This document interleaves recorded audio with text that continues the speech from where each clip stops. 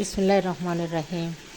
আজ আমি একটি পেজে দেখলাম এক আপু বললেন অন্যের পেজের ভিডিওতে লাইক শেয়ার ও কমেন্টস করলে যার পেজে কমেন্টস করলেন তারই লাভ, যে কমেন্টস করলো তার কোনো লাভ নেই, বরং ক্ষতি, রিস্ক কমে যায়, পেজের ক্ষতি হয়।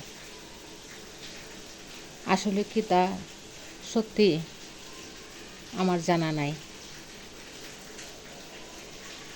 পুরাতন প্রিয় বায়ু আপুরা, আসসালামু আলাইকুম। সবাই কেমন আছেন?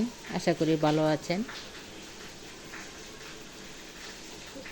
প্লিজ আমাকে আপনারা জানাবেন যে এটা কি সঠিক, অন্যের পেজে লাইক শেয়ার কমেন্টস করলে নিজের পেজের ক্ষতি হয়, রিস্ক কমে যায়।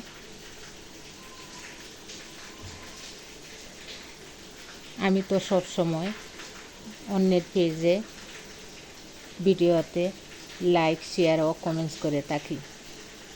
আমি তো এতদিন জানতাম লাইক শেয়ার ও কমেন্টস করলে নিজের পেজের ফলোয়ার বাড়ে, রিচ বাড়ে, কিন্তু আজ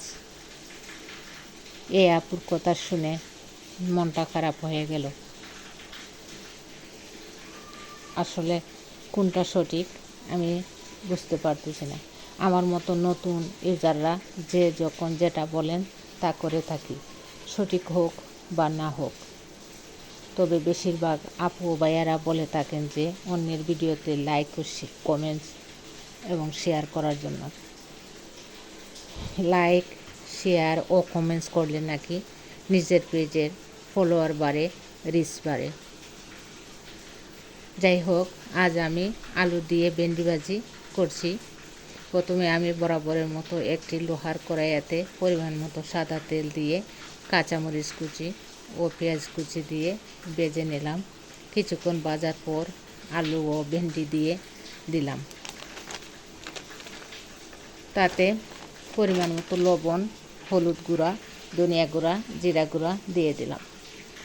কিছুক্ষণ নাড়াচাড়া করে রান্না করে নিব।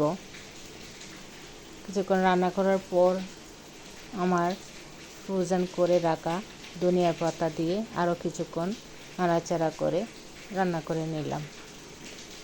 আমি সবুজ শাক সবজি একটু কাঁচা ভাব তাতে নামিয়ে ফেলি, কারণ কাঁচা কাঁচা ভাব থাকলে আমার কাছে ভালো লাগে।